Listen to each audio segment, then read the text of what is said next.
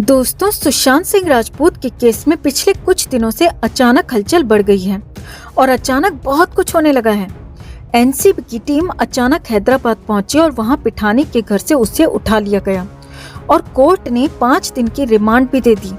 अब पिठानी से पूछताछ चल ही रही है। अभी पिठानी की रिमांड खत्म भी नहीं हुई है कि एनसीबी ने दूसरा बड़ा एक्शन कर लिया है। जी हाँ दोस्तों, सिद्धार्थ पिठानी के बाद अब बारी नौकर नीरज और केशव की भी आ गई है।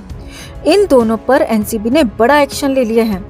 अब तो मुंबई में जबरदस्त हलचल बढ़ गई है क्योंकि एनसीबी सूत्रों से मिली बड़ी खबर के मुताबिक बहुत जल्द, जी हाँ दोस्तों, बहुत जल्द बहुत कुछ बड़ा होने वाला है। और 14 जून से पहले, जी हाँ जरा ध्यान से देखिए, 14 जून से पहले सुशांत का पहला इंसाफ पूरा होने वाला है दोस्तों। अब बड़ी बात यह है कि रिया चक्रवर्ती और उसके भाई की भी उल्टी गिनती शुरू हो गई है। तो क्यों अचानक मुंबई में मच गई हलचल? क्या है एनसीबी का नया एक्शन और अब आगे क्या होने वाला है, वो सब कुछ आपको बताते हैं। मगर उससे पहले हम आप सबको एक बार फिर याद दिला दें कि हमें ये लड़ाई तब तक लड़नी है दोस्तों जब तक हम सुशांत को इंसाफ नहीं दिला देते।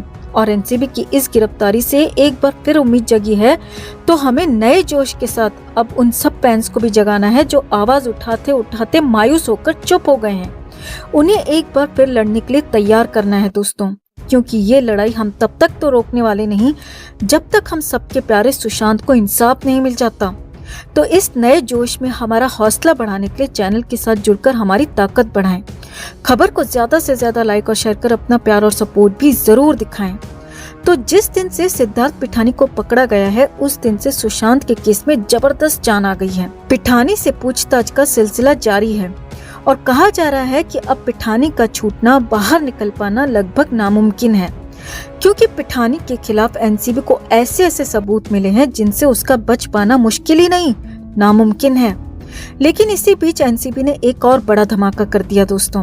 जी हाँ, एक तरफ तो पिठानी को गिरफ्तार किया था, दूसरी तरफ सुशांत के घर में रहने वाले नौकर नीरज और केशव पर भी एक्शन ले लिया। एनसीबी ने 30 मई की दोपहर के बाद नीरज और केशव को समन जारी कर दिया है और पूछताछ के लिए दोनों को एक बार फिर से बुला लिया है। जी हाँ, ये बड़ी खबर है कि नीरज और केशव को समन जारी कर दोबारा पूछताछ के लिए बुलाया गया है। अब यहाँ आगे बढ़ने से पहले आपको एक और बात बता दें और समझा दें कि ये एनसीबी के अरेस्टिंग का तरीका भी है दोस्तों।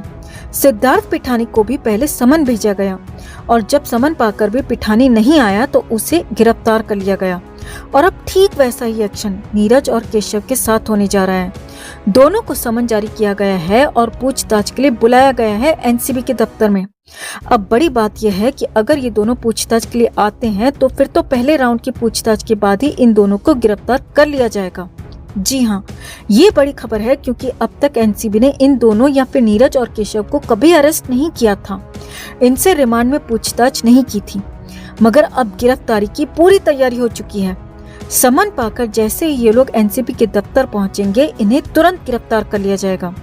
और अगर नीरज और केशव समन पाकर भी नहीं आते हैं, पिठानी की तरह आनाकानी करते हैं, एनसीबी के सामने नहीं पहुंचते हैं, तो फिर इन दोनों को भी सिद्धार्थ पिठानी की तरह भगोड़ा घोषित करके गिरफ्तार कर लिया जाएगा।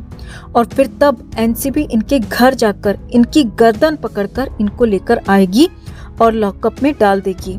और ये सब कुछ बहुत दिनों में नहीं, बहुत जल्द, अगले कुछ ही दिनों में होने वाला है दोस्तों।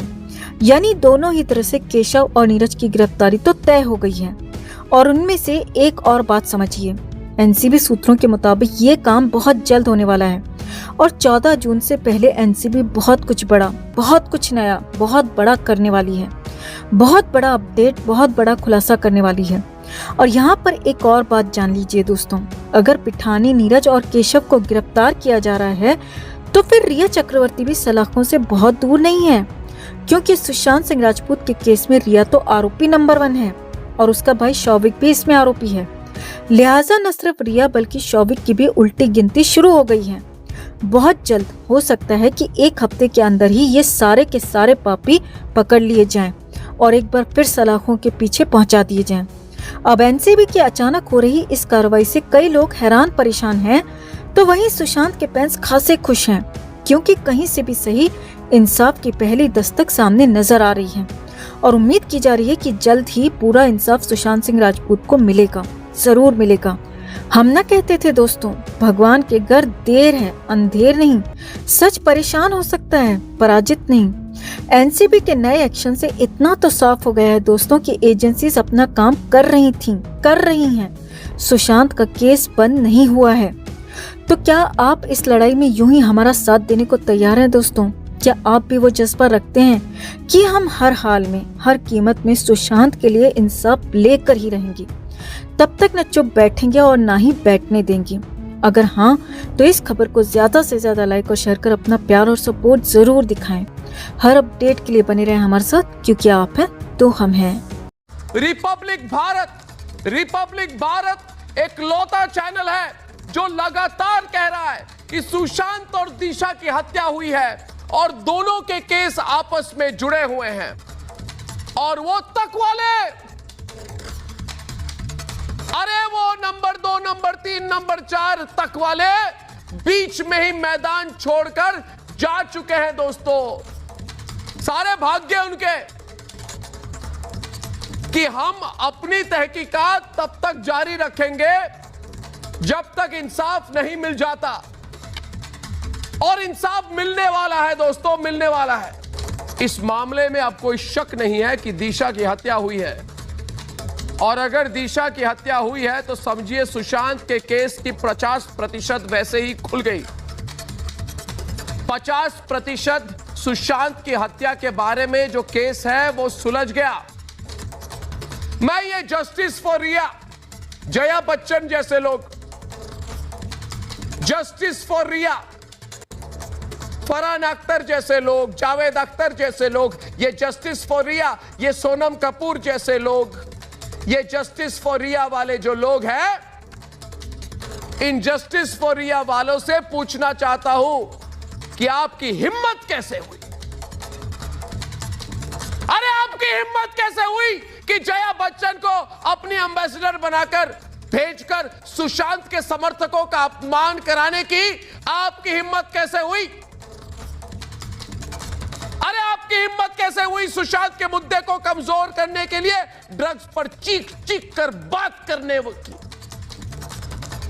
अरे आपकी हिम्मत कैसे हुई? आपकी फिल्मों का देश बहिष्कार कर रहा है। और लिख के ले लो, वो जो दुबई भाग गया ना 3 दिन पहले पूरे परिवार समेत, लिख कर ले लो, वो दुबई जो भगौड़ा है, जो दुबई भाग गया, हो उसकी अगली फिल्म रिलीज तो देखते हैं, बहिष्कार होता है कि नहीं देखते हैं।